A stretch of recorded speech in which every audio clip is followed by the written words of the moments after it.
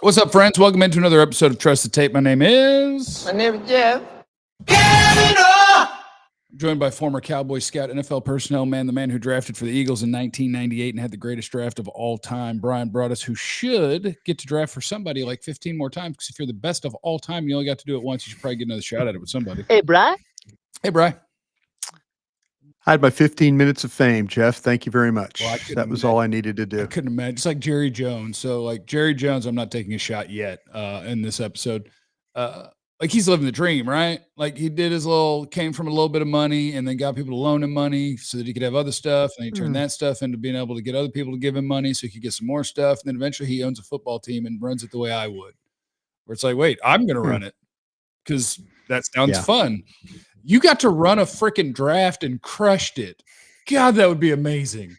That would be amazing. Like I don't, until you actually meet people, they exist in this different place.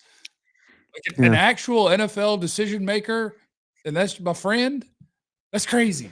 That's crazy. Yeah, What a beast. I tell you, well, I owe Jeffrey Lurie and at the time Christina Lurie a lot of thanks for that, because they didn't have to do that. I mean, myself and Mike Lombardi were working on, he was on the pro side, I was doing the college stuff, and it was kind of interesting because we had 8 scouts.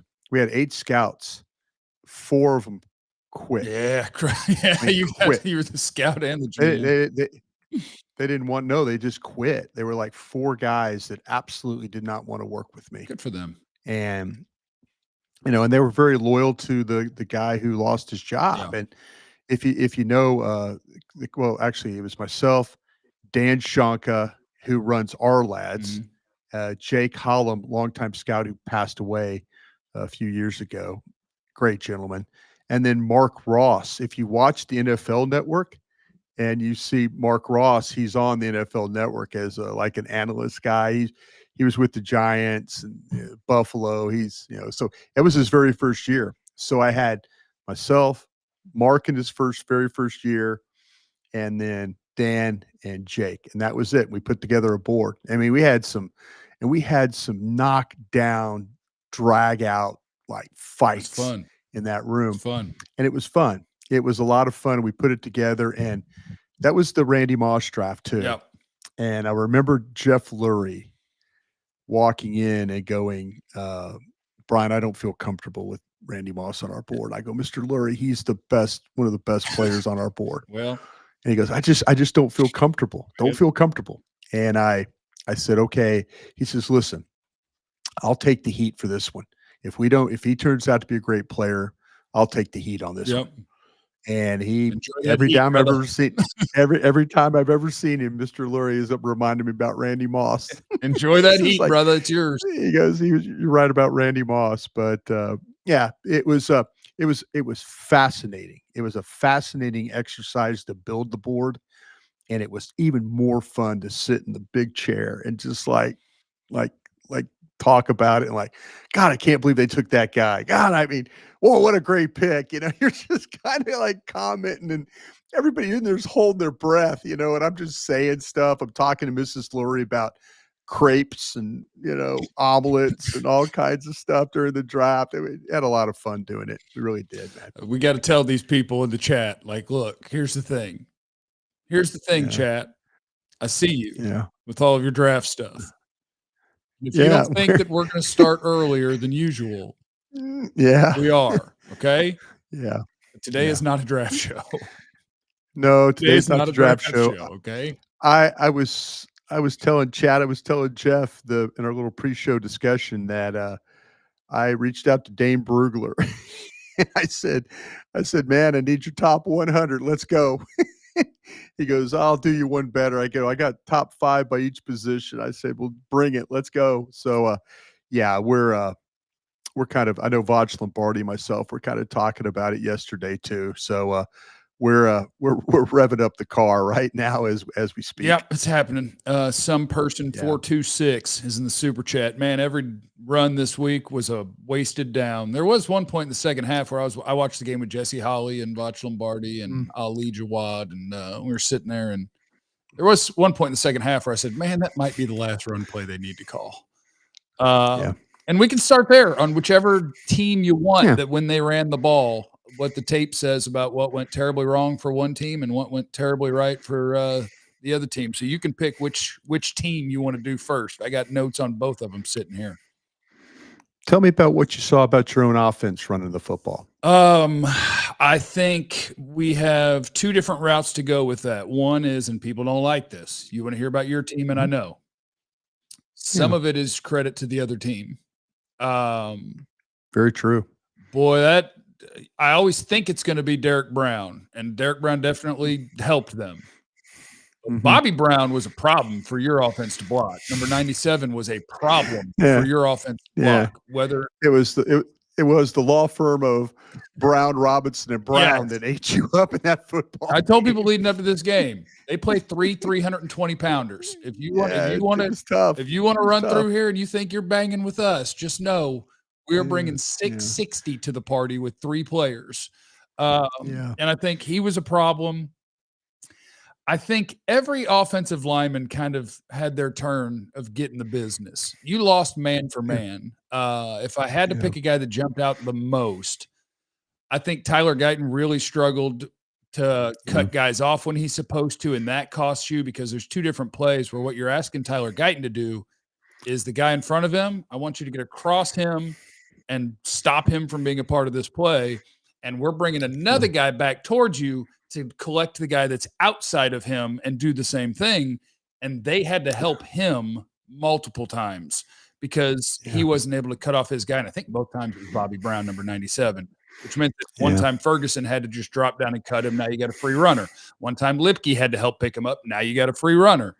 So that happened to them. Terrence Steele just got smoked by Derek Brown on a play. TJ Bass got too excited to go upfield on a play. And so now Brock Hoffman, when a guy's coming across his face, he can't help him. Like their team beat your team man for man, and their linebackers are better than your linebackers. My guy, who I was not familiar with him really before watching this tape, Christian Roseboom made plays. Like that is an aggressive. Recognize that hair. Yeah, he's easy to find because he's got the long hair. And like he was just like, he's playing when he sees run, he's going. And the Cowboys have too much where they don't do that, where it's you got to be going and you got to be going and knowing that you're going to be fighting through stuff. And, you know, I'm establishing the line down here. And then what am I going to do about it? They whipped your ass. That's what they did. How would you describe just in general how Dallas has been able to run the football? In general, through 6 weeks. Man, I honestly don't think there's a super simple answer to it, because I think the reason that they've been able to run the football is that the offensive line's done a good enough job, and the approach that they have to it has been varied enough that it's hard for you to know exactly what's coming, because they do a little bit. They do a little bit of everything, and if everybody just does their job, and you give Javonte Williams a chance, once he has a chance. And he gets his, it's weird because he's not nearly as big, but it's almost a Derrick Henry thing. If you don't give him a chance to get going, like he's not going to make magic happen from a stop. You need to let him get going and picking his hole and having some momentum going to run through and get people off balance with a little move and then run through a tackle. And I just don't think he really had a chance to get going. They destroyed your pulling game. Yeah, them hefty dudes aren't having your, this guy They destroyed your pulling game. You block down, you pull guys, you pull the guard, you pull the backside tight end, you pull the fullback, you like to trap, you like to kick out, you like to log. Those are all things that when penetration happens, no bueno. No bueno. Yeah. Not good at all. Yeah. How many times did we see Tyler Smith not make it all the way to the outside? How many times did we not see Hunter Lipke make it all the way to the outside? How many times did we see Bass get knocked back and then all of a sudden it deterred somebody from getting to where they needed to be? Or Smith gets caught up. You know, they can't pull guys. Yeah. Dallas's running game is predicated on their ability to pull, to combo block too. How many times did we see Tyler Smith try and push a guy to Hoffman, and Hoffman couldn't get his head across like we've seen before. Yeah. When this team runs the ball, they're really good at getting movement at the point of attack and then getting those blockers up inside and creating opportunities for Williams. Williams made a couple of cuts that he didn't have to make, that he didn't really trust what's going on. That's what happens when your running game's not really going well. The trust factor of like, I'm going to press the hole, get 5, 6, 7 yards, and then fight for next play. He didn't trust that. They get down on the goal line. They got a play blocked up. What does he do? He takes the handoff. He looks where that hole was and cuts back into darkness. There was not very much continuity. There was not very much confidence. It wasn't very much like just them getting movement. And, where Steele and Booker and Steele and Bass and those guys have been getting push, there was no push. There was no push. They were splitting double teams. They were throwing you off when you tried to push a guy down to the next guy. The next guy was not in position to get the block or execute the block. He ended up stalemating on the ground, maybe driven back a yard or two, and it affected everything that went up front for them in that football game. So that's the biggest issue I saw in that football game is Dallas loves to block down, loves to double teams, loves to pull. And they couldn't get to their running game that way, and it was a problem. But throwing the football, they were pretty damn good doing that. They did a good job of throwing that football. Yeah, we like throwing the football. Unfortunately, yeah, quarterback's good. Yeah, unfortunately, you needed about 3 more passes on that final drive to Pickens. Is what you needed. Yeah. You need about 3 more passes. You needed him to have about 12 catches, and maybe you win that football game. Yeah, maybe you do. And then on the other side, do you want to start with Cowboys run defense against what the Panthers were doing? Yeah. You want me to go, or you want to go? Yeah, go ahead. Go ahead. I'm interested. I think you still have a lot of guys in this team that don't do their job. The number of times and it's getting to the point where I feel like I'm making them punching bags and I feel bad about it, but I'm just telling you what's happening on the football field. I don't know where Sam Williams is going when he comes off the ball a lot of the time. It's like his plan is just, I'm going to fly up here and just not even be part of the play. So they don't even have to account for me. I think Kenneth Murray's killing you. I think Kenneth Murray does not. I sent 2 plays to our producer when I was watching tape last night. And then this morning I was like, I should probably send these other 2 instead. Like he's even worse on these plays.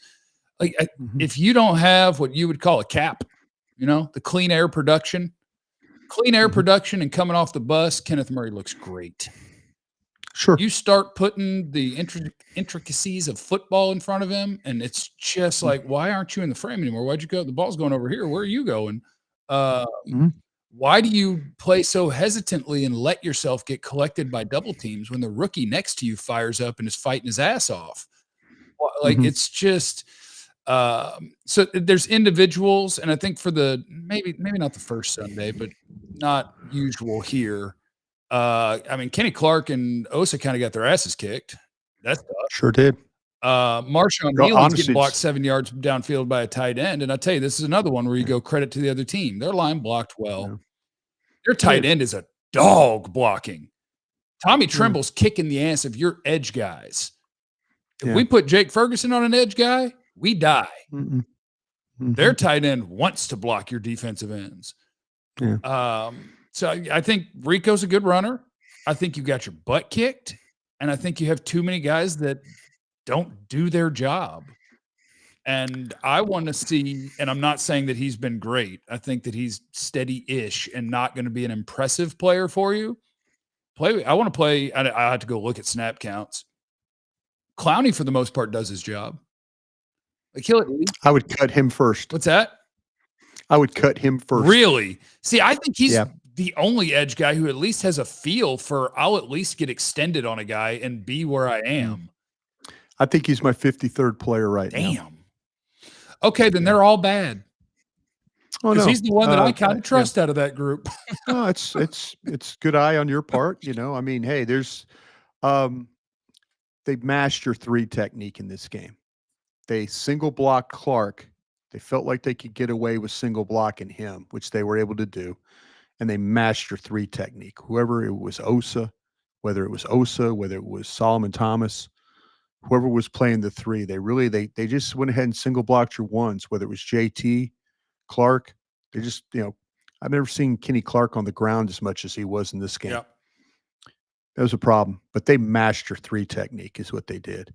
And so all of a sudden now they got the 3 taken care of, and which in the scheme, the 3 is really an important piece. But man, Osa was fighting it all day. Solomon Thomas was fighting it all day. You make mentions of the edges and stuff. You're absolutely right about the tight ends. The best example of how poor this team could be on run defense was the very first play of the game. When you walk Wanye Thomas down into the box and give it a free run, And he can't make got the everything can't make the play, and it's a 9-yard gain. When you scheme to put a player in position to make a tackle, and in fact that should have been a negative play or a no gain, and it turns into +9 for them, it's a pretty bad example of what you're kind of dealing with playing run defense. They have had a real problem. They don't particularly fit very well, as you mentioned, as linebackers. They don't particularly when they get turned or they get double teamed at certain spots. Whether they'll go after your edges, they'll go after your 3 technique, like I was talking about, and you just don't have linebackers that are able. That might have been a really good game, believe it or not, for Jack Sanborn to play in, because it was just kind of right there. Yeah. Everything was right there. And, maybe Jack Sanborn makes a tackle here and there, but that was, the even thing with James, there's times you see him. I'm not really sure there's all the times he sees it really cleanly. Yeah. They talk about instincts and stuff like that. I think he's gotten a lot better since he's at Florida, but there was times where the ball is handed off and he's off running like he's in coverage, where the ball's going right at him and he's looking like dropping in coverage. They have problems. The safeties are a problem. The safeties are a problem in coverage, which is they still insist on playing. There was one particular play, the second Tet McMillan touchdown. Tet literally just ran to the back of the end zone and turned outside. Well, Donovan can't cover it.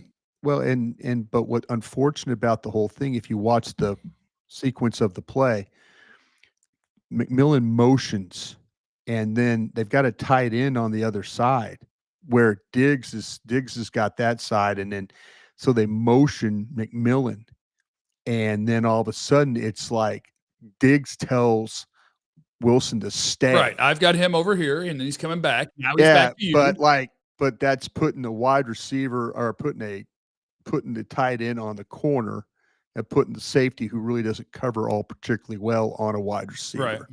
So now the adjustment is Carolina got exactly what they wanted out of the play. Yeah. They got one of their better players matched up against one of your poor cover guys. Yep.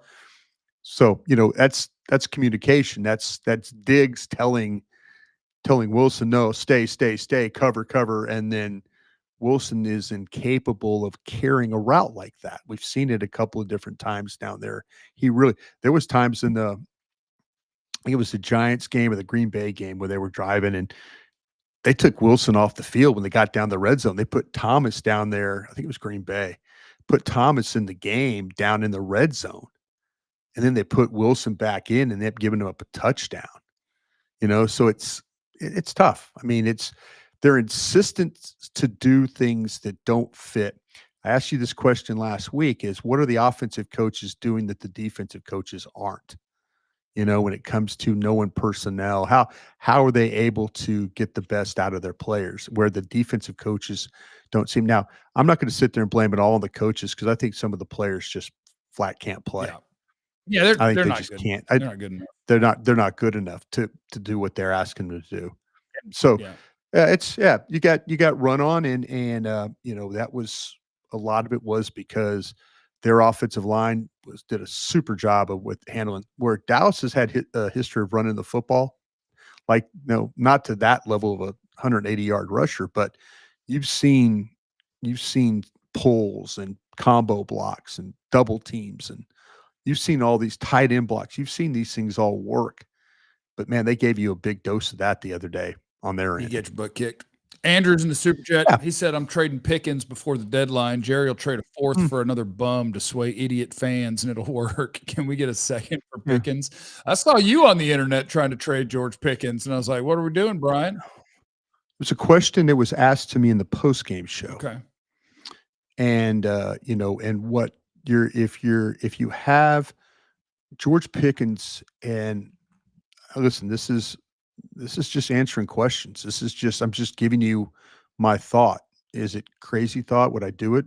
Probably not. But if you do not have an intent of tagging or signing George Pickens, then you might. This is probably the best value you can get for him. If in fact, if you're a team that you feel like you're not going anywhere, and they won't, they will never admit that they always think they're going somewhere, especially with Commanders losing last night, the Eagles losing. They think they're right in the middle of division hunt right now. But if your intent is not to pay that guy between $28 and $32 million, the value of him is pretty high right now. And the fact that he's resuscitated his career, everybody's talking about what a great teammate George Pickens is. Yeah. But it was a question I answered on myself and Zach Wolchuk in the postgame show, that if your intent is not to do that or to resign him and all that, then you might as well think about maybe moving on from him and getting the maximum value you can for him. Yeah, I guess that just comes down to a math equation, right? You gave up a third-round pick for him.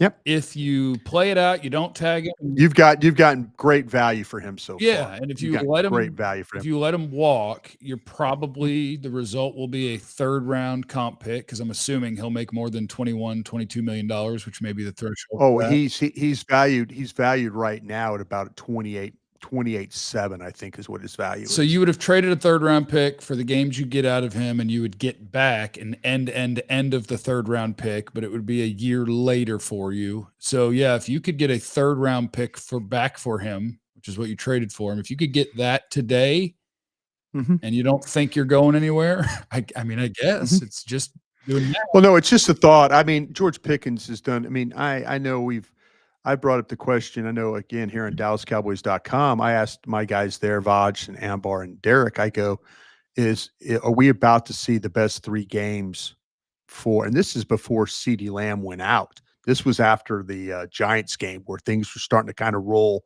for George Pickens. I go, are we about to see George Pickens in the next 3 games outplay CeeDee Lamb? Just a discussion, just another topic, trying to draw some, questions and stuff.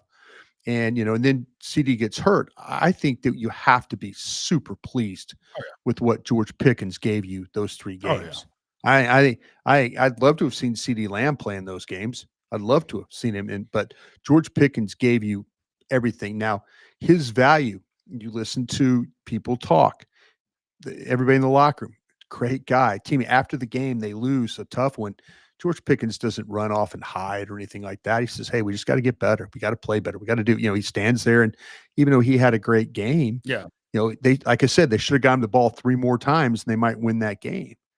But it's a discussion. And if you're not, it's just team building. If you're not thinking about tagging him or signing him, his value is probably the highest it's going to be all year. And the idea, like, I think in a vacuum, even if you're not planning to pay what the market would bear for him on a long-term contract, in a vacuum, I think it's a no-brainer that you're not trying to be bad again next year. So you tag him so that George Pickens is here. The issue with that could become, when you do that to clients of a certain agent, they tend to, oh man, something's really bugging me. Oh, not gonna really be able to practice. I don't know if I'll be able to play week 1, guys. David Mulligeta agents find a way to try to pressure you into making a decision, whether that decision is trade or sign. So that complicates the matter a little bit. J Dog is in the super chat. Why does it feel like Shoddy's coaching against opponent and Eberflus? For God's sake, it's time to live or die in press coverage. Abandon the zone. Maybe. I think they've been bad in man coverage. Yeah, they've been bad at everything. Look at the metrics. I mean, it's not. I mean, they'll play 13, 15% man coverage. Yeah. They give up the same amount of numbers.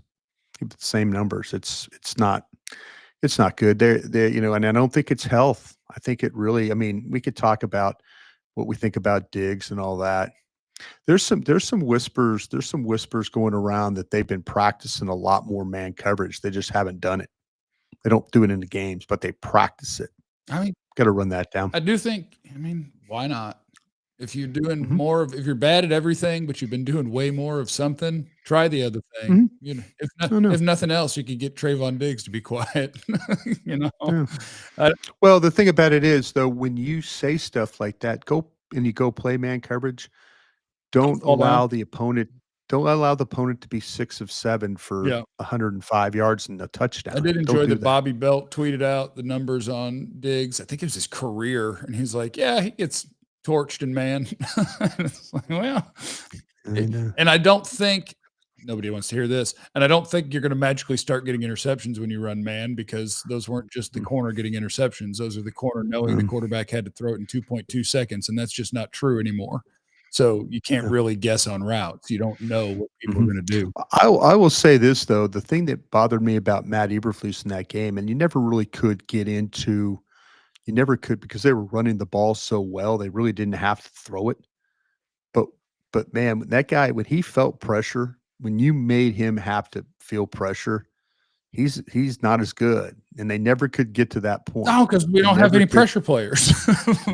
Well, they couldn't stop the run. Pressure players. There was no reason. I mean, I tweeted out during the game. It was like probably just into the fourth quarter, and I tweeted, I go, "You can't punt anymore. Yeah. You can't punt. We're to the point in the game where you can't How punt." about on 4th and And 25 or whatever?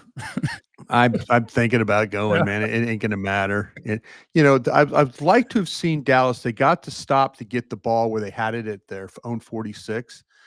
I'd like to have seen Dallas score a touchdown and see if the defense could have maybe found something and got one more stop, Yeah. because they got to stop the previous time. But it would have been heartbreaking to watch them just drive down the field and score a touchdown again. Yeah. Yeah. But they would have had to probably throw the ball, and let's see. You never know Maybe. with that quarterback. I did. When they got the ball with 6 minutes and whatever left, when Carolina got the ball, I started packing up my stuff, and they were like, "What are you doing?" And I was like, "They're going to take this whole clock. They're winning the game right now. Like, Dallas isn't going to see the ball again." Like, that's just how bad you had been. The only thing limited Rico from getting 250, that he was Penalties. so tired from running it down your throat that he occasionally had to tap out. It's the only thing that stopped him from getting 250. That was gross. That was gross. Bad. Now, the only question left to answer on this episode of Trust the Tape, Bryan, is when it comes to this Cowboys defense, and you have to figure out how to answer this and what the question means. Is it the hot dog or is it the bun? Now this is a hot dog bun. I think it's a hot dog too. I think this defense is probably the bun. I think the bun. What does that mean? I think the bun. Well, I think the bun sometimes gets, like, if it's not a proper bun, it falls apart. It like the hot dog hangs out of it. It doesn't hold all the ingredients. It just, if you want to make it like a chili dog, and it just kind of gets all, it just disintegrates, and at the end of it, it's not even like you're just eating the hot dog part, because the bun has just been tore up. Yeah. This defense is the bun. You end up They're having to getting tore two-hand up. it to keep the bottom of the bun together. It's a real awesome operation. It's messy. Yeah. It's breaking apart. It's not stable. It's the hot dog. If it was the hot dog, defense is the hot dog, it would be satisfying. It'd be enjoyable. No, this is the bun. We're disintegrating. We're falling apart. We're not doing our job. We're just not doing our job. That's tough. All right, Bryan, have a great day. Appreciate you, buddy. Thank you, man. Take care. Make sure you subscribe to Crown Global Media on YouTube. Make sure you're following Bryan and all those adventures. All right. Remember, you have no idea what anybody's going through. Be cool to everybody. We love you. Be easy.